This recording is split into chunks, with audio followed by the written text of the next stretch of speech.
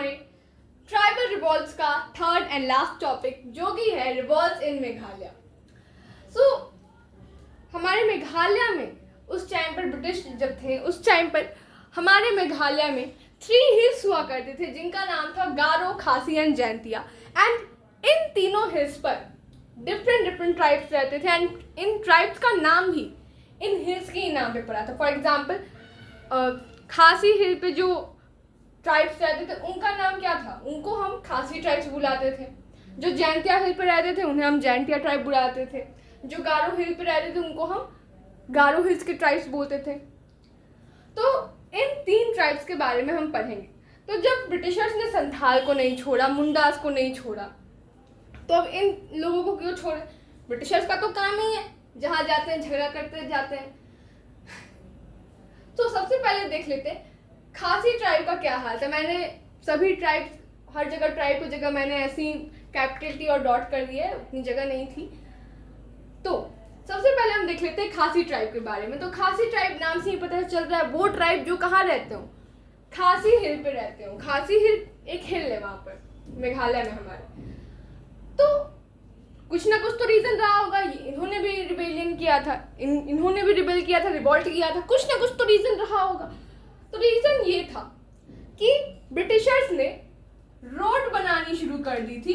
क्यों? कनेक्ट करने के लिए। क्या कनेक्ट करने के लिए? ब्रह्मपुत्रा रिवर जो थी, Brahmaputra and Surma valley, Brahmaputra and Surma valley, इन दोनों को कनेक्ट करने के लिए ब्रिटिशर्स ने रोड बनवानी शुरू कर दी थी। एंड वो रोड जो थी खासी हिल्स से के बीच में से होकर जाती थी। एंड इस चीज के चलते अगर ये रोड बन जाती तो जो लोग उस हिल पे रहते थे, कुछ लोगों का जो घर था वो टूट जाता, एक तरह से बोल सकते हैं। कुछ लोगों के जो घर थे वो उनसे छिन जाते। इट मीन्स डिस्प्लेसमेंट करना पड़ता उनको अपनी जगह से और उनको दूसरी जगह शिफ्ट होना पड़ता, जो कि किसी को भी अच्छा नहीं लगेगा। आप ही के घर में अगर कोई बाहरी आदमी आके बोले आपसे कि नहीं तुम ये घर खाली कर दो, हम यहाँ पे रेलवे की लाइन बिछा रहे हैं, चाहे यहाँ पे हम रोड बनाएंगे तुम्हारा घर तोड़ के, किसको अच्छा लगेगा? किसी को अच्छा नहीं लगेगा, इनको भी अच्छा नहीं लगा। तो इसीलिए इन्होंने अपने एक लीडर के साथ, इन्होंने लीडर किसको चूज किया? यू तिरोट सिंह। यू तिरोट सिंह को इन्होंने अपना लीडर माना। एंड इनकी लीडरशिप के अंडर में इन्होंने ब्रिटिश के खिलाफ क्या किया? इन्होंने ब्रिटिशर्स के खिलाफ रिवॉल्ट किया। लेकिन अनफॉर्चुनेटली, और हाँ एक और चीज, ये रिवॉल्ट कब से कब तक चला? 1829 से लेके 1833 तक चला। बट अनफॉर्चुनेटली जो ये ट्राइब्स थे ये ब्रिटिशर्स से डिफीट हो गए थे। अब देख लेते हैं जैंतिया ट्राइब्स का क्या हाल है। जैंतिया ट्राइब्स नाम से ही पता चल रहा है वो ट्राइब जो जैंतिया हिल पे रहते हो। तो ये बात कब की है? एंड ऑफ 1860, जब 1860 खत्म होने वाला था, अभी खत्म हुआ नहीं था, अभी मतलब खत्म होने वाला था, उस टाइम पर इन ब्रिटिशर्स ने क्या किया? एक तो क्या कर थे, ये होम टैक्स डाल ही रहे थे, जहां पे वो रहते थे ट्राइब्स उन पर तो वो होम टैक्स डाल ही रहे थे, लैंड टैक्स डाल ही रहे थे। ऊपर से इन्होंने क्या किया? अब इनकम टैक्स भी डालना शुरू कर दिया। अब टैक्स पे टैक्स, टैक्स पे टैक्स, हर चीज पे टैक्स। ये तो अच्छी बात नहीं है। वो मूवी का डायलॉग नहीं है, तारीख पे तारीख। तो यहाँ पे ये टैक्स पे टैक्स डाल रहे थे, तो ये अच्छा नहीं लगा ट्राइब्स को। तो इन्होंने यू कियांग नोंगबा की लीडरशिप के अंडर में एक रिवॉल्ट कर दिया ब्रिटिशर्स के खिलाफ। और बट अनफॉर्चुनेटली ये भी हार गए ब्रिटिशर्स से। और जो यू कियांग नोंगबा थे, इनके जो लीडर थे, इनको कैप्चर करके पब्लिकली हैंग कर दिया गया। इट मीन्स लोगों के बीच में, पब्लिक के बीच में इनको फांसी दे दी गई। अब देख लेते हैं गारो ट्राइब्स का क्या हाल था। तो गारो ट्राइब्स जो गारो हिल थी उस पे रहते थे। अब बात है 1872 की। अब जब ब्रिटिशर्स ने संथाल, मुंडा सबसे लड़िए, खासी ट्राइब्स को अपने अंडर में कर लिया, जैंतिया ट्राइब को अपने अंडर में कर लिया, तो अब इन्होंने सोचा कि अब गारो ट्राइब्स को भी क्यों छोड़े, जब इतने सबको कर ही लिया है तो गारो ट्राइब्स को भी हम कर लेंगे अपने अंडर में। तो इन्होंने गारो ट्राइब्स को अपने अंडर में करने के लिए, गारो हिल को अपने अंडर में करने के लिए इन्होंने क्या किया? 1872 में ब्रिटिशर्स ने एक आर्मी भेजी एंड क्यों भेजी? गारो ट्राइब्स को अपने अंडर में करने के लिए, गारो हिल को अपने अंडर में करने के लिए, उस एरिया को अपने अंडर में करने के लिए। और ये चीज गारो ट्राइब्स को अच्छी नहीं लगी, तो इन्होंने क्या किया, पातोगैंग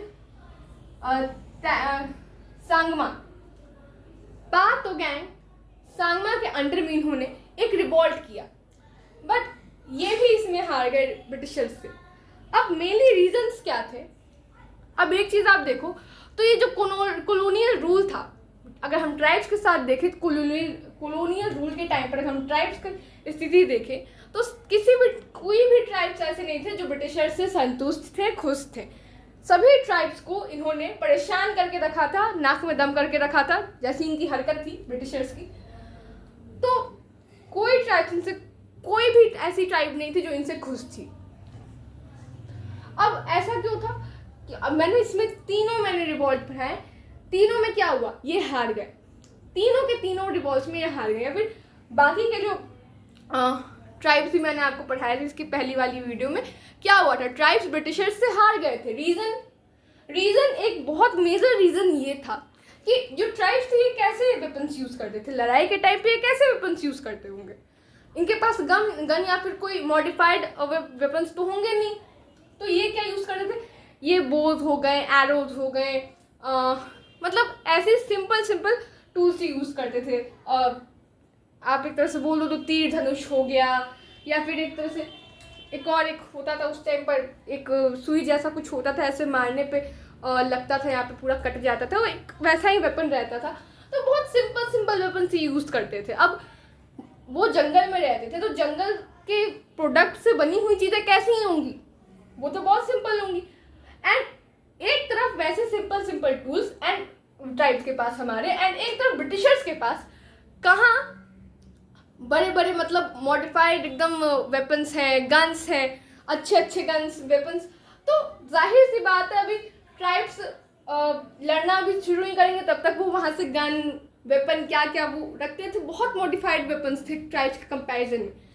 तो ये एक रीज़न था कि ब्रिटिशर्स हमेशा जीतते आए थे, लेकिन ऐसा नहीं था कि ट्राइब्स हमेशा हारते आए, तो उनकी बातों को नहीं देखा जाता था। जब रिवॉल्ट हुआ है, स्पेशली आप संथाल रिबेलियन में देखो या फिर मुंडा रिबेलियन में देखो, तो एक चीज़ देखने को मिली है, जो बड़े रिवॉल्ट हुए हैं, रिबेलियन हुए हैं, तो उसमें एक चीज़ देखने को मिली है कि भले ही ट्राइब्स हार गए थे, लेकिन ब्रिटिशर्स को एक चीज़ समझ में आ गई थी कि यहाँ पे अपनी दाल नहीं गलने वाली है, यहाँ पे हमें कुछ ना कुछ ऐसा करना पड़ेगा कि ट्राइब जो है थोड़े शांत रहे। तो उन्होंने ऐसा नहीं था कि ट्राइब्स को ऐसे ही छोड़ दिया, बट कुछ ऐसे एक्ट बना दिए, कुछ ऐसे छोटे मोटे रूल्स बना दिए, लॉज बना दिए कि ट्राइब्स भी थोड़े शांत रहे। लेकिन कभी भी इन्होंने ट्राइब्स का पूरी तरह से भला नहीं सोचा, इन्होंने बस अपना भला सोचा, और सिर्फ ट्राइब्स के साथ नहीं, पूरे इंडिया में इन्होंने बस अपना भला सोचा था।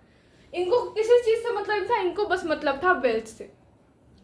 अभी आप देखो कितना ब्रिटिशर्स यहाँ से कितनी चीज़ें लेके गए हैं, जितने भी आप बोलो तो प्रीशियस मेटल्स थे, गोल्ड हो गया, चाहे हमारा कोहिनूर डायमंड, तो बहुत प्रीशियस चीज़ें वो लेके गए थे। इनफैक्ट अभी आप देखो तो ऐसी बहुत सारी हमारे जो पहले के रूलर्स थे, जो हमारे जो एंशियंट रूलर्स थे, ऐसी उनकी बहुत सारी चीज़ें हैं जो हमारे देश में ना होकर ब्रिटिशर्स के देश में हैं। एंड एक चीज़ आप इससे देखो तो उन चीज़ों को देखने के लिए बहुत लोग आते हैं, जाहिर सी बात है, एंशियंट थिंग्स है तो बहुत लोग आते हैं, म्यूजियम में वो रखी होती हैं तो बहुत लोग आते हैं उन चीज़ों को देखने के लिए। अब इस चीज़ पे म्यूजियम में टिकट लगता है, टैक्स लगता है बहुत, या फिर ट्रैवलिंग टैक्स, या फिर जो म्यूजियम है उसमें एंट्री के लिए जो टिकट लगता है उस पर टैक्स। तो ये सब कमाई किसके पास जा रही है? इंडियंस के पास तो आ नहीं रही है, ब्रिटिशर्स के ही पास जा रही है। तो इन्होंने बस ऐसा नहीं था कि जब तक इन्होंने रूल किया हम पर तभी इन्होंने हमारा फ़ायदा लिया, वो अभी भी ले रहे हैं हमारी एंशियंट रूलर्स की चीज़ों को यूज़ करके, हमारी एंशियंट प्रीशियस चीज़ों को यूज़ करके अभी भी वो फ़ायदा ले रहे हैं, जो कि हमारी चीज़ें हैं।